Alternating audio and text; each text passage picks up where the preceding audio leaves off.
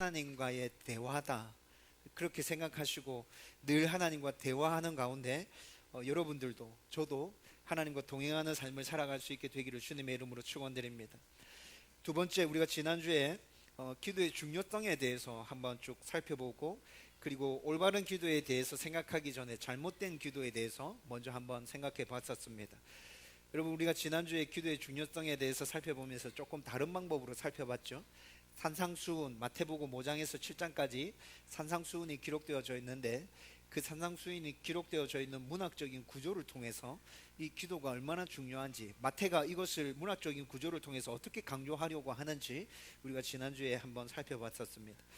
여러분, 마태가 이렇게 주기도문이 중요하다고 강조하는 것은 주기도문만 중요한 것이 아니라 모든 하나님 앞에 드려지는 기도가 중요한 것임을 강조하는 것이라고 그렇게 생각했었죠. 그래서 기도는 하나님의 자녀들이, 그리고 예수님의 제자들이 이 세상에서 하나님의 자녀답게, 예수님의 제자답게 살아가게 하는 데 있어서 원동력이 되는 것이라 했습니다. 그래서 그리스도인들은, 하나님의 자녀로 살아가기로 결정한 그리스도인들, 예수님의 제자로 살아가기로 결정한 그리스도인들은 절대로 기도를 포기할 수 없습니다. 기도를 포기한다, 기도를 하지 않는다 라는 말은 내가 더 이상 하나님의 자녀로 올바르게 살아가는 것을 포기했다, 예수님의 제자로 내가 올바르게 살아가려고 몸부림치는 것 나는 접었다 라는 의미인 것입니다. 그러나 우리들이 이렇게 기도를 붙들고 우리의 삶에 있어서 하나님의 자녀로 예수 그리스도의 제자로서의 삶의 원동력이 되는 기도를 붙들고 있다 하더라도 기도를 잘못하게 되면 아무런 소용이 없잖아요. 의미가 없어지죠. 그래서 우리가 지난주에 이때 이 당시에 있었던 사람들이 잘못하고 있었던 기도에 대해서 생각해 봤었습니다. 다른 사람들에게 보이기 위해서 하는 외식적인 기도, 내가 무슨 말을 하고 있는지 그 뜻과 의미를 전혀 알지 못하고 그냥 중언부언하는 기도, 이런 기도는 하나님께서 듣지 않으시는 기도다. 기도하는 것 정말 중요하고 우리가 매 순간 기도해야 되지만 그렇게 기도하지 말고 올바른 방법으로 기도해야 되는 것에 대해서 우리가 지난주에 말씀을 함께 나누었습니다. 여러분, 우리 가운데 정말 기도가 중요하다는 것에 대해서 다시 마음을 가다듬고 기도를 다시 붙드는 그런 계기가 되었으면 좋겠습니다. 그리고 이 기도를 잘못된, 우리 안에 존재하고 있는 잘못된 기도의 방법들을 다시 정리하고 오늘부터 나누게 되는 올바른 기도에 대한 방법들을 다시 붙들고 정말 하나님과 기도하며 동행하는, 하나님의 복과 은혜를 누리는 저와 여러분들 되기를 주님의 이름으로 축원합니다. 여러분, 우리나라 속담 중에 시작은 반이다 라는 속담이 있습니다. 여러분들 잘 알고 계시죠? 시작은 반이다.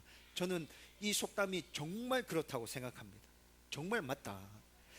여러분, 무엇이든지 그리스도인들이 어떤 일을 시작하려고 할 때 하나님의 뜻 가운데서 지혜롭게 생각하고 판단해서 그 일을 시작하는 거, 이거 굉장히 중요하죠.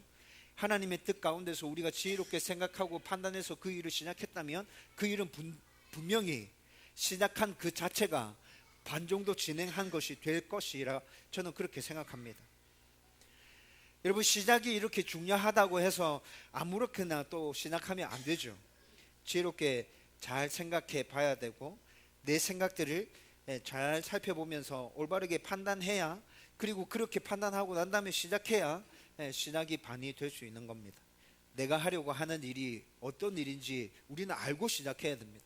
내가 하려고 하는 일이 어떤 일인지 도대체 모르고 시작하면 그 일은 시작 하나마나 실패하고 말 것입니다. 이 일을 통해서 내가 이루려고 하는 목적이 또한 무엇인지도 분명하게 인지하고 있어야겠죠. 그리고 대략적으로 어떤 계획으로 내가 이 일을 진행할 것인지에 대한 생각도 있어야 되고요. 그 다음에 이 일을 시작할 때, 이 일을 할 때 또 누구와 함께 할 것인지, 나에게 도움을 줄 만한 사람 누구인지에 대해서도 생각해 보는 거 중요하다 생각합니다.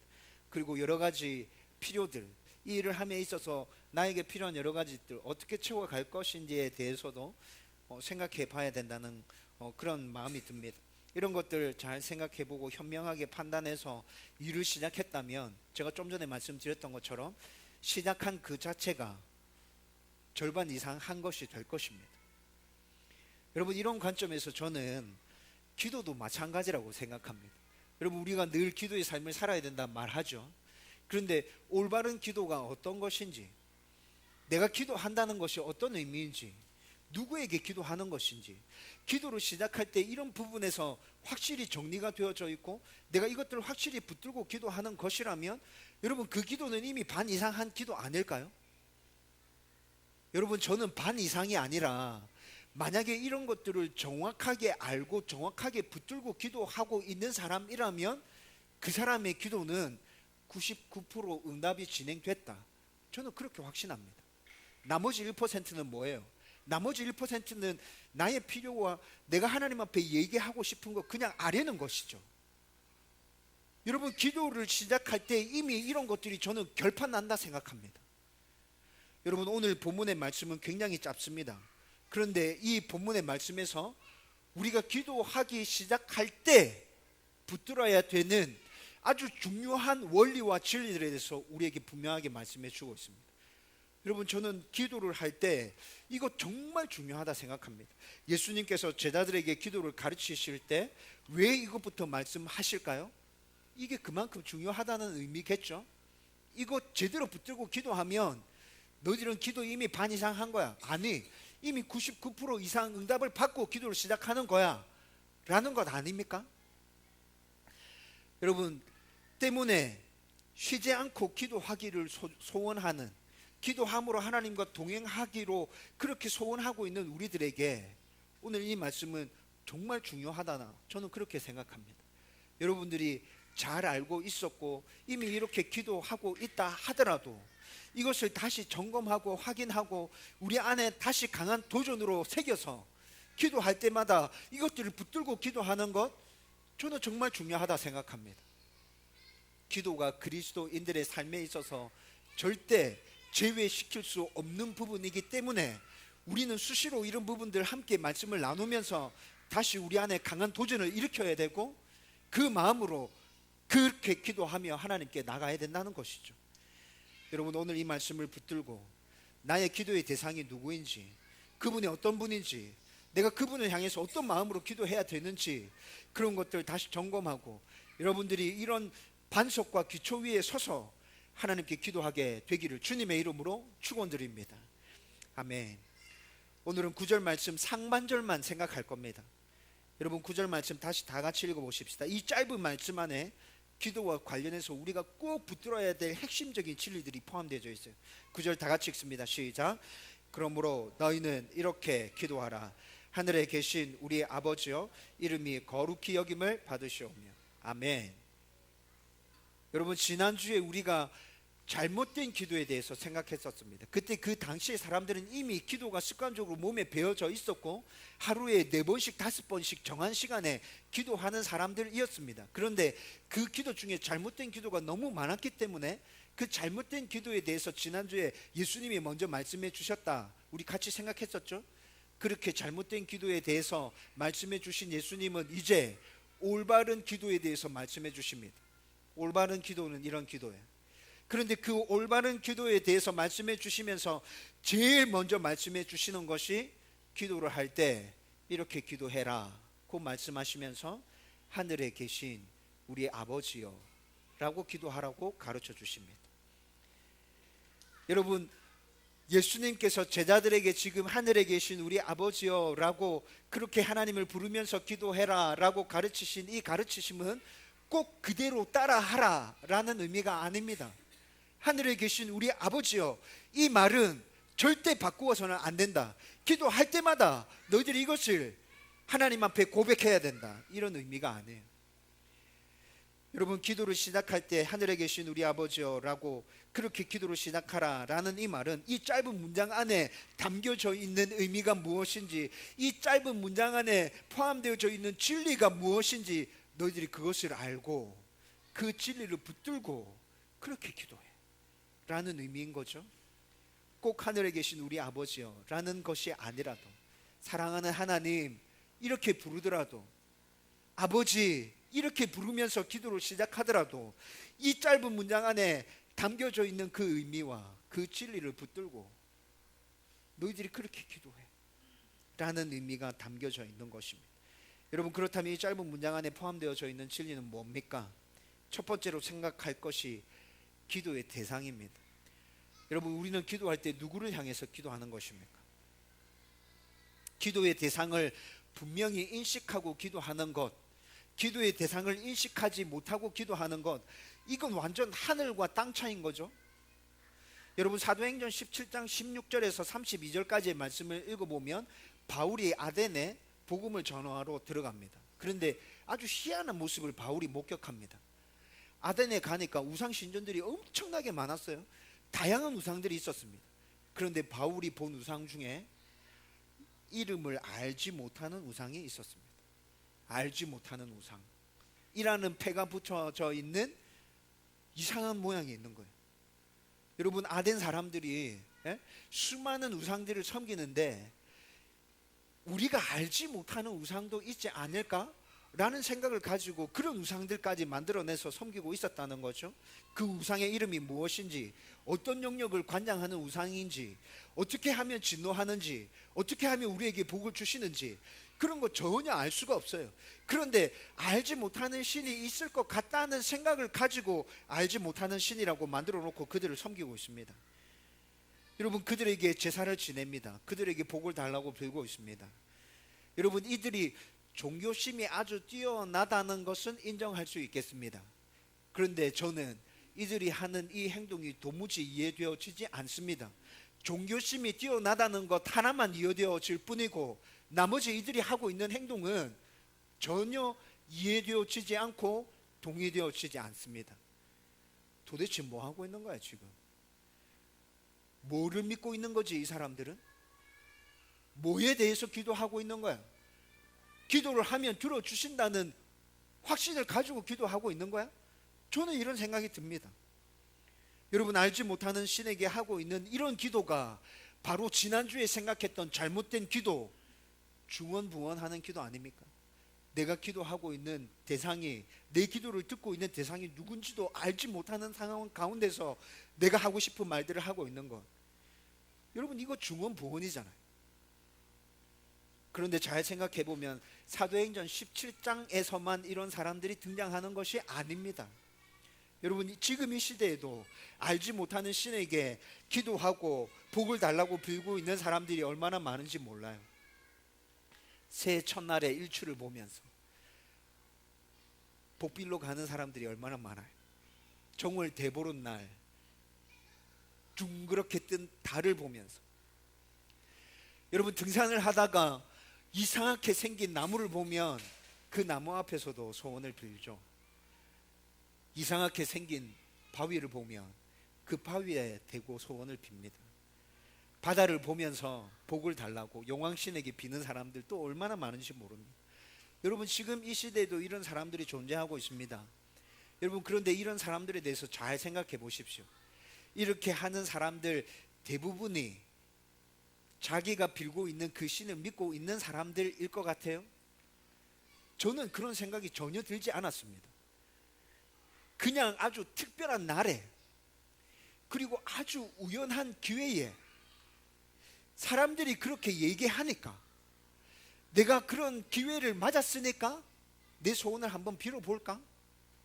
그냥 우연히 지나가다가 이런 모습을 내가 봤으니까 내 소원을 한번 빌어볼까? 혹시 이 신이 있다면 내가 이렇게 빌 때 나에게 복을 주지 않을까? 라는 생각으로 그렇게 한다는 그런 결론에 이르게 되더라고요. 왜? 여러분, 이들이 평상시에 아주 가끔이라도 정기적으로 자신이 이렇게 섬기고 복을 달라고 기도하는 신에게 제사하거나 예배 드리는 모습 여러분들은 본 적 있나요? 저는 그런 거 확인해 보지 않았어요. 1년에 한 번이라도 정기적으로 이렇게 하는 사람이라면 그래도 이 사람은 잘못된 신을 섬기고 있지만 그 신에 대해서 믿음을 가지고 있구나 라고 인정해 줄 수 있지만, 그런데 대부분의 사람들이 그렇지 않잖아요. 평상시에 아주 가끔이라도 자기들이 그렇게 복을 달라고 빌고 있는 그 신에게 기도하는 모습을 여러분들은 확인하신 적 있나요? 아니요. 말 그대로 제가 좀 전에 말씀드렸잖아요. 그냥 아주 특별한 기회에 우연히 지나가다가 그냥 그렇게 복을 빌고 있는 거죠. 정말 다급하고 자신의 힘으로 어떻게 할 수 없는 문제를 만났을 때 지푸라기라도 잡는 심정으로 이렇게 하는 사람들 굉장히 많이 보게 됩니다. 그렇지만 여러분, 이게 기도입니까? 저는 이건 기도가 아니라고 생각해요. 뭡니까? 그냥 자기 자신의 아픔에 대해서 부르짖음이고 그 고통을 알아달라는 것이고 그 아픔을 토해내는 것이죠. 평상시에 자기가 그 신을 믿었던 것도 아니고 그 신을 믿었기 때문에 늘 기도하고 있었던 것도 아니고 그냥 다급하기에 이 신이 있다면, 정말 그런 신이 있다면 내 기도를 좀 들어주세요, 나의 이 문제를 좀 해결해 주세요 라는 의미에서 그냥 그렇게 기도하고 있는 거죠. 여러분, 이 기도에 응답이 있을 거라 생각되십니까? 예수님께서 제자들에게 기도를 가르치시면서 제일 먼저 말씀하십니다. 기도를 시작할 때 하늘에 계신 우리 아버지여 라고 기도를 시작해라. 무슨 의미입니까? 너가 기도하는 것은 허공을 향해서 기도하는 것이 아니다. 하나님께 기도하는 것이다. 살아계신 하나님, 너희들은 그 하나님께 기도하는 거야. 기도할 때 항상 하나님께 기도한다는 사실을 기억하고 기도해야 돼. 예수님께서 지금 제자들에게 이것부터 가르치고 계신 것입니다.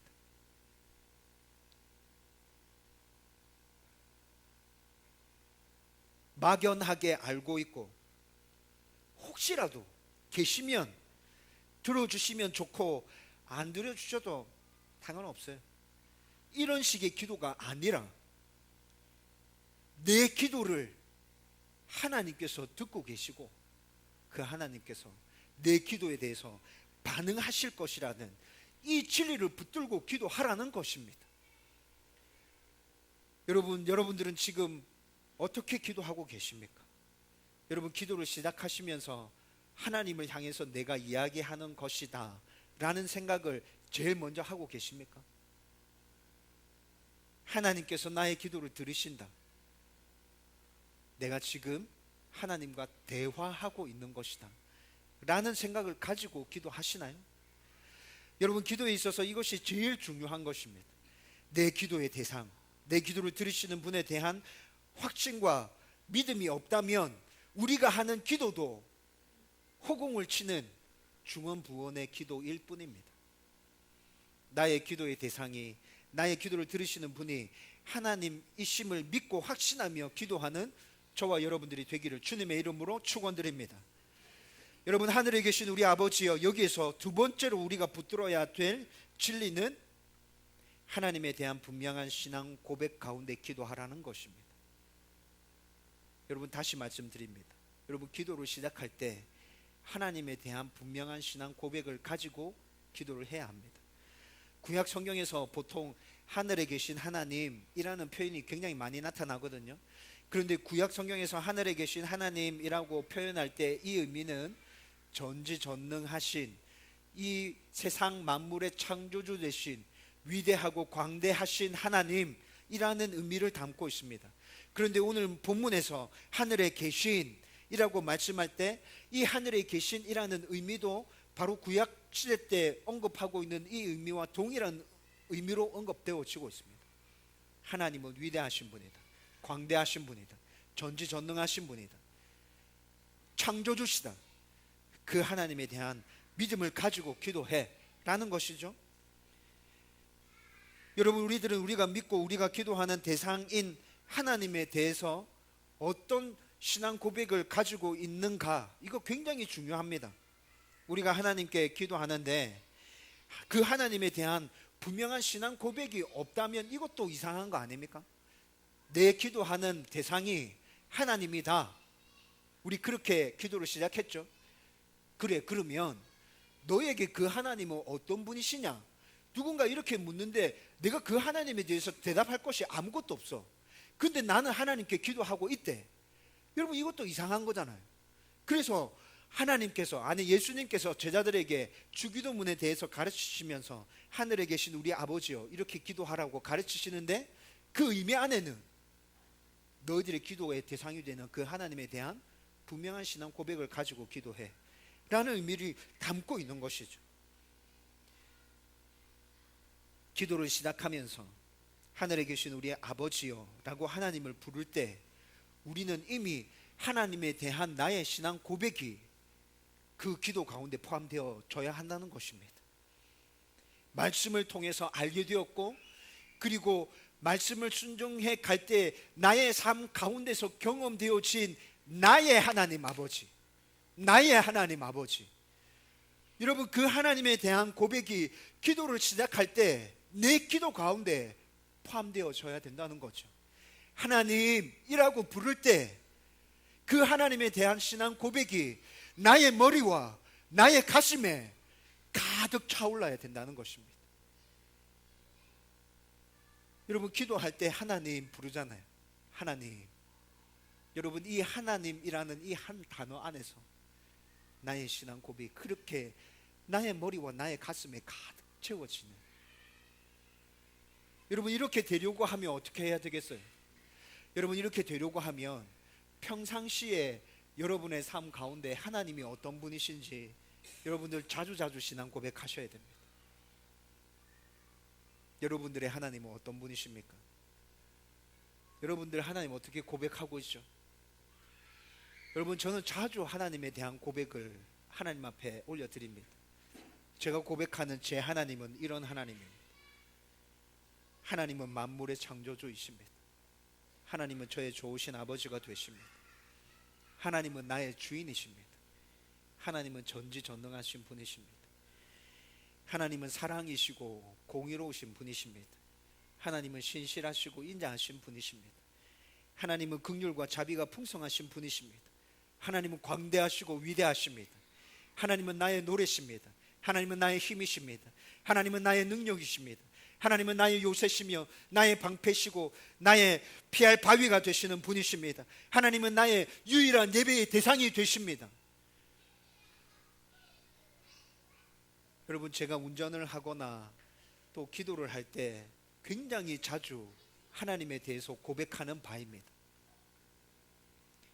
이런 고백이 기도를 시작하면서 우리의 머리와 가슴에 가득 차야 된다고. 하나님이라고 기도를 시작하며 그 하나님을 부를 때 그 하나님에 대한 고백이 나의 안에 이렇게 충만하게 들어올 때 여러분, 기도의 문이 열립니다. 기도의 영이 내 안에 충만하게 임하는 것을 느끼면서 기도하게 됩니다. 여러분, 그 기도의 힘이 다르다는 것을 체험하게 되는 것이죠. 내가 하나님과 대화하고 있구나. 하나님이 내 기도를 듣고 계시구나. 하나님이 내 기도에 반응하시구나 라는 것들을 느끼고 경험할 수 있게 된다는 것이죠. 여러분, 기도를 시작할 때 하나님에 대한 분명한 신앙 고백이 온 마음으로 먼저 고백되어지는 저와 여러분들이 되기를 주님의 이름으로 축원드립니다. 여러분, 그리고 하나님에 대한 이러한 신앙 고백은 하나님께서 우리의 기도에 응답해 주실 수 있는 능력 있으신 분이라는 고백도 함께 포함되어져 있는 것입니다. 여러분, 우리의 기도의 대상이 되시며 우리의 기도를 들으시는 하나님은 우리의 기도를 듣는 것으로 끝내시는 분이 아닙니다. 우리의 기도를 듣기는 하지만 그 기도에 전혀 응답해 줄 능력이 없는 그런 초라한 하나님 아닙니다. 여러분, 정상적인 육신의 아버지도 자녀들이 해달라는 것 다 해주고 싶잖아요. 그렇지 않습니까? 저는 정말 그렇습니다. 저희 아들이, 저희 딸들이 해달라고 하는 것 정말 다 해주고 싶습니다. 그러나 못 해주는 것이 너무 많죠. 그래서 때로 미안하고 슬프기도 하고, 여러분, 내가 너무 나 자신이 초라하게 느껴질 때도 있고 마음 아플 때도 있죠. 아버지들 다 동일하게 느끼는 것이라 생각합니다. 엄마들도 다 동일하게 느끼는 거죠. 여러분, 하지만 우리의 기도를 들으시는 하나님은 반드시 좋은 것으로 우리 가운데 허락해 주시는 분이십니다. 우리가 구한 것대로 우리 가운데 허락해 주시지는 않겠지만 좋은 것으로 우리에게 허락해 주시는 분이십니다. 기도의 응답과 관련해서 여러분들이 할 말이 굉장히 많을 것 같다는 짐작이 들기도 합니다.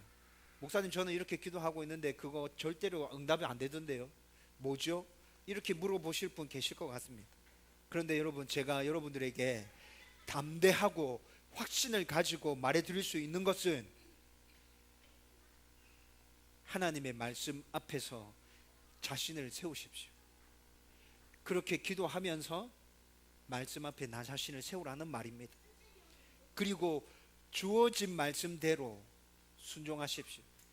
도무지 못할 것 같다는 생각이 들어도 하나님 나에게 주신 말씀이 분명하다면 순종의 촉발을 내딛으세요. 그리고 인내하면서 기다리십시오. 하나님께서 우리가 구한 것보다 차고 넘치도록 더 좋은 것으로 우리에게 허락해 주실 것입니다. 제가 이건 담대하게 여러분들 가운데 선포할 수 있습니다. 하나님께서 저에게 주신 목자의 권위로 선포할 수 있습니다. 여러분, 그렇게 기도하며 인내하고 기다리고 하나님을 붙들고 계십시오. 하늘에 계신 우리 아버지요 라고 기도하라고 예수님께서 가르치실 때 그 의미도 다 포함되어져 있는 것입니다. 우리는 어떤 기도를 하든지 이 믿음과 확신을 가지고 하나님께 기도해야 합니다. 나의 기도의 대상이 되시며 나의 기도를 들으시는 하나님에 대한 분명한 신앙 고백을 가지고 응답에 대해서 흔들리지 않는 확신을 가지고 그렇게 기도하는 저와 여러분들이 되기를 주님의 이름으로 축원드립니다. 아멘. 하늘에 계신 우리 아버지여에서 우리가 붙들어야 될 세 번째 진리는 하나님은 우리 아버지시나라는 것입니다.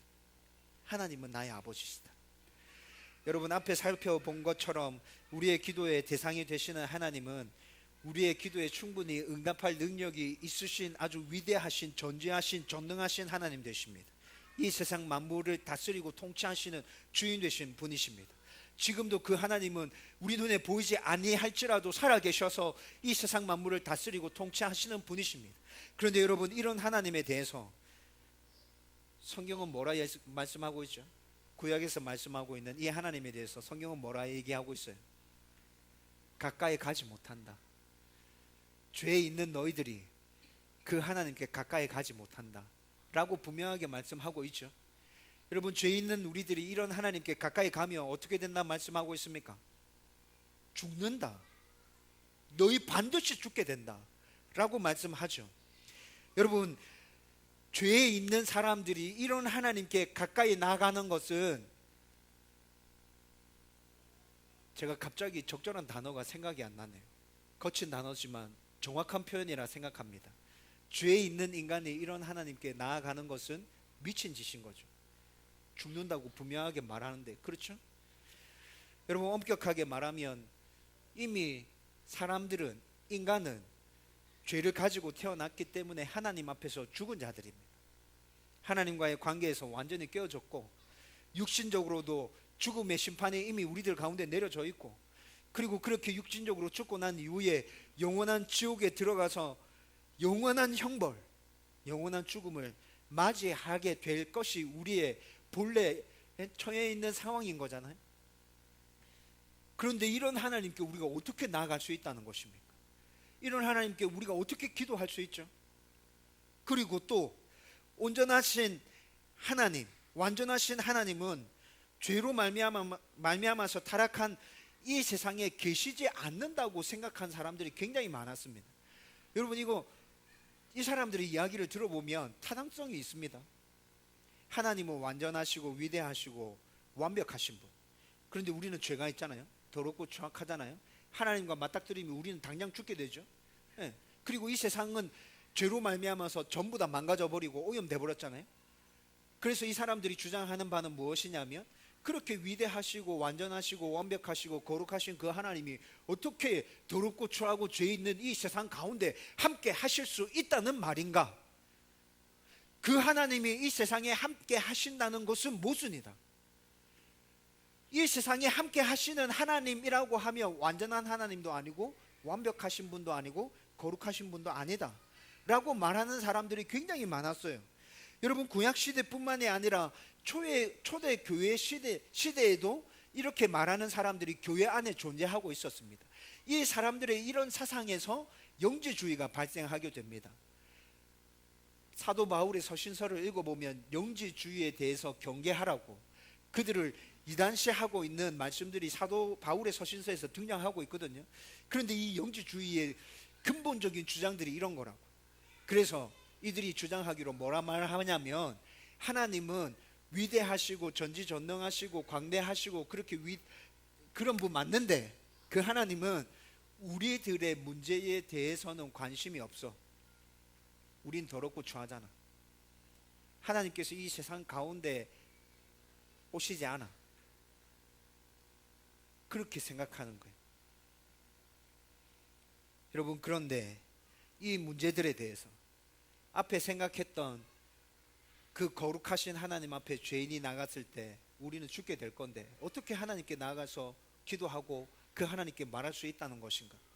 그리고 또 방금 우리가 생각했던 하나님은 그렇게 위대하시고 전지전능하신 분인데 어떻게 죄인은 우리들과 함께 계실 수 있단 말인가? 이 문제들에 대해서 예수님께서 아주 간단하게 정리해 주십니다. 뭐라고 정리해 주시죠? 하늘에 계신 우리 아버지요. 무슨 의미입니까? 하나님은 너희들의 아버지야. 너희들이 하나님께 가까이 나가면 죽게 된다고? 아니, 그건 옛날 이야기였지. 근데 지금 그렇게 되지 않아. 하나님 너희 아버지야. 하나님 위대하시고 거룩하시고 너무 엄청난 분이라서 죄 있고 더럽고 온전하지 못한 우리 가운데 계시지 않는다고? 아니, 하나님은 너희의 아버지야. 예수님께서 이렇게 말씀하십니다. 그리고 예수님께서 제자들에게 가르치십니다. 아버지라 불러라. 하나님을 아버지라 불러. 그리고 그 아버지께 너희들의 필요를 구해. 너희들이 하고 싶은 얘기를 해. 괜찮아. 다 들어주실 거야. 하나님이 너희들의 아버지 되시기 때문에 다 들어주실 거야. 여러분, 이렇게 지금 예수님께서 제자들에게 말씀하고 있는 것이죠. 예수님께서 어떻게 우리의 아버지가 하나님께서 어떻게 우리의 아버지가 될 수 있었나요? 예수 그리스도의 십자가 사역으로 가능해진 일입니다. 여러분, 이 일은 하나님께서 이미 태초 전부터 계획하신 일이었어요. 내가 사람들을, 인간들을 다시 구원해서 내 자녀로 다시 삼아야겠다. 하나님께서 계획하셨죠. 예수님께서 이 땅에 오셨습니다. 사람들이 순종해내지 못했던 그 율법을 온전히 순종하셔서 율법을 완성시키십니다. 그리고 그 율법의 요구에 순종하지 못함으로 벌을 받아야 됐던 그 인간들을 대신해서 예수님께서 십자가에 달려서 벌 받아 주십니다. 그렇게 해서 끝나는 것이 아니라 그 예수님께서 죽음을 이기고 죄를 이기고 다시 부활하심으로 죄에 대한 완벽하게 모든 문제들을 다 해결해 주셨습니다. 그리고 난 다음에 예수의 영이신 성령이 이 땅에 오셔서 우리 가운데 거하시면서 우리 가운데서 계속해서 말씀해 주십니다. 너는 구원받은 하나님의 자녀다. 너는 구원받은 하나님의 자녀다. 하나님과 상관없는 자가 아니다. 다른 모든 사람들이 너를 향하여 공격한다 할지라도 너는 하나님의 자녀 맞아. 너는 하나님의 자녀 맞아. 여러분, 이렇게 우리 가운데서 성령님께서 확증시켜주고 계시지 않습니까?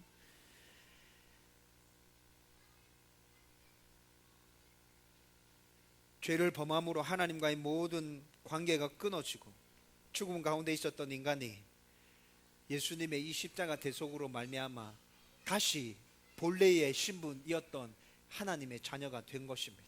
하나님이 우리의 아버지가 된 것이죠. 그래서 우리는 하나님께 나아가서 이야기할 수 있습니다. 그래서 그 하나님은 우리 가운데 임재하고 계시는 것입니다. 여러분, 이런 사랑과 은혜를 받았다는 것을 알지만 그 은혜와 사랑을 다 이해하지 못해서 또 그 은혜와 그 사랑을 아주 조금 이해하고 있는데 그 이해로부터 오는 죄송함들, 미안함들, 부끄러움들, 그래서 선뜻 하나님 앞에 나가지 못하는 그리스도인들, 그들을 향해서 예수님께서 뭐라 말씀하십니까? 아니, 괜찮아. 담대하게 나가. 너 하나님의 자녀야. 하나님 너 아버지 되신다. 예수님께서 지금 그렇게 말씀해 주고 계시는 거죠. 여러분, 담대하게 아버지라 부르십시오. 하나님 여러분들의 아버지 맞습니다. 여러분들의 그 기도를 들어주실 것입니다. 여러분, 이 말씀을 헬라어 원문으로 살펴보면 아버지라 표현하지 않습니다. 아빠라 표현하고 있습니다. 아빠라 표현하고 있어요. 하나님은 우리들을 무한히 사랑하시고 그 어떤 관계보다도 더 우리들과 친밀하시고 무엇이든지 다 들어주고 싶고 이 세상에 존재하는 어떤 말로도 표현할 수 없는 그분의 분신 같은 존재로 우리를 바라보고 계시는 거예요. 그리고 우리들에게 말씀하십니다. 내가 너의 아빠다. 나는 너에게서 멀리 떨어져 있지 않다. 너와 항상 함께 있다. 나는 너에게 너무 관심이 많아. 너의 모든 것들을 다 알고 싶어. 내가 너를 나의 목숨보다도 더 소중하게 생각해. 여러분, 하나님께서 우리들에게 지금 이렇게 말씀해 주고 계시는 것입니다. 그래서 예수님은 하나님을 아빠라 부르라고 말씀하시는 거죠. 하나님을 아빠라고 부를 수 있는 자격이 하나님의 은혜로 예수 그리스도의 사역으로 성령의 인치심으로 이미 우리들 가운데 충족되어졌다고 선포하고 있는 것입니다. 여러분, 이런 믿음을 가지고 이런 확신을 가지고 하나님을 아빠라 부르는 저와 여러분들 되기를 주님의 이름으로 축원드립니다. 여러분, 육신의 아버지와 관계가 좋지 않은 성도들은 하나님이 우리의 좋은 아버지가 되신다는 거, 이거 잘 느껴지지 않습니다. 그리고 이것 때문에 힘들어하는 성도들도 굉장히 많이 만나보았습니다. 여러분, 제가 신대원에서 공부할 때 만난 동기였습니다. 자기 아버지 합신에서 굉장히 유명한 목사님이세요. 그런데 그 아버지에 대한 생각이 별로 좋지 않더라고요. 어릴 때 아버지가 늘 바쁘게 목회하신다고 자기들이랑 한 번도 시간을 보내주신 적이 없었답니다. 여러분, 이 동기 형이 있는데 이 동기 형은 아직도 불신자입니다. 이 친구도 굉장히 오랫동안 방황하다가 대학을 졸업하고 난 이후에 예수님을 인격적으로 만나고 신대원회까지 와서 목사가 되겠다고 공부하고 있었는데 저한테 그런 이야기 들려주더라고요. 성경에서 하나님은 좋으신 아버지라고 분명하게 말씀해 주고 있습니다. 근데 자기들의 삶 가운데서 경험한 그 육신의 아버지가, 그 이미지가 좋지 않음으로 인해서 이 하나님을 제대로 받아들이지 못하는 사람들, 힘들어하는 사람들 정말 있죠. 여러분, 그런데 하나님은 좋으신 아버지가 되신다, 이것 말고, 이 표현 말고, 여러분 진짜 우리가 이해할 수 있도록 하나님의 사랑과 하나님의 관심과 하나님의 친밀함과 하나님의 희생과 하나님의 돌보심과 하나님의 내어주심과 하나님의 기업되어 주심을 다른 말로 설명할 수 있는 단어를 찾아보십시오. 여러분, 저는 없다 생각합니다. 하나님이 나의 좋으신 아버지가 되십니다. 이거 못 받아들이는 사람도 있지만, 그렇지만 이 표현 말고는 그 하나님의 우리를 향하신 마음을 제대로 담아낼 수 있는 다른 표현이 없기에 이렇게 말씀하고 있다는 생각이 듭니다. 여러분, 좋은 아버지 하나님이라는 이 표현만으로도 저는 하나님이 우리를 향하고 있는 그 마음을 다 담아내기에 너무 부족하다는 생각이 듭니다. 여러분들은 그렇지 않나요? 여러분들이 최고로 이상적으로 생각하는 아버지의 모습은 어떤 것입니까? 육신의 아버지에 대한 생각이 별로 좋지 않았다 하더라도 여러분들이 생각하고 있는 이상적인 아버지의 모습은 있을 거잖아요. 여러분, 그 이상적인 아버지의 모습을 한번 떠올려 보십시오. 그리고 하나님이 그런 아버지가 되신다고 생각하십시오. 여러분, 우리가 생각한 그 이상적인 아버지의 모습보다도 하나님은 더 좋으신 아버지가 되십니다. 우리의 아버지 되시는 하나님은 우리가 생각한 그 이상적인 아버지의 모습과도 비교가 되지 않는 정말 좋으신 아버지 되십니다. 우리는 그 아버지께 기도하는 것입니다. 기도는 좋으신 아버지 되시는 하나님의 손을 꼭 잡고 동행하는 것입니다. 기도는 좋으신 아버지 되시는 하나님 품에 안겨서 그분으로부터 비롯되어지는 평안과 기쁨과 즐거움을 맛보는 것입니다. 기도는 좋으신 아버지 되시는 하나님의 마음을 알아가면서 철이 든 자녀가 되는 것입니다. 나의 기도는 하나님께 하는 것이다. 그 하나님은 창조주시며 전지전능하신 하나님이시다.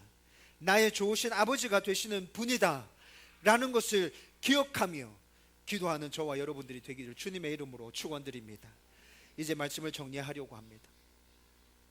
여러분, 어떤 기도든 어디서 하는 기도든 하나님과의 어떤 대화이든 오늘 말씀을 통해서 살펴본 이것들을 확실하게 붙들고 기도하고 있다면 여러분들은 기도의 사람입니다.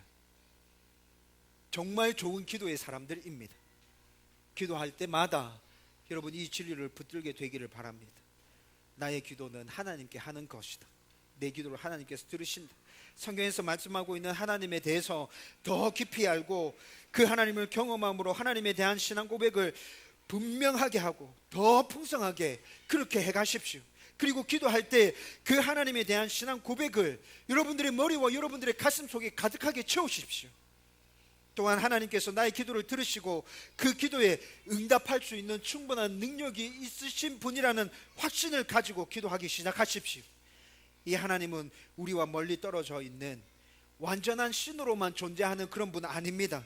측량할 수 없는 친밀함으로 우리를 보호하시고 돌보시고 우리를 인도해 주시고 우리와 늘 함께 하시면서 복 주시는 우리의 아버지 되시는 분이십니다. 우리는 이렇게 좋으신 아버지 하나님께 기도하는 것입니다. 이 진리를 붙들고 여러분들의 기도가 더 넓어지고 더 깊어지게 되기를 바랍니다. 그래서 쉬지 않고 기도하는 가운데 이전보다도 하나님과 더 친밀한 동행을 하면서 하나님의 은혜를 더 풍성하게 경험하고 그 은혜 가운데, 그 복 가운데 살아가는 저와 여러분들이 되기를 주님의 이름으로 축원드립니다.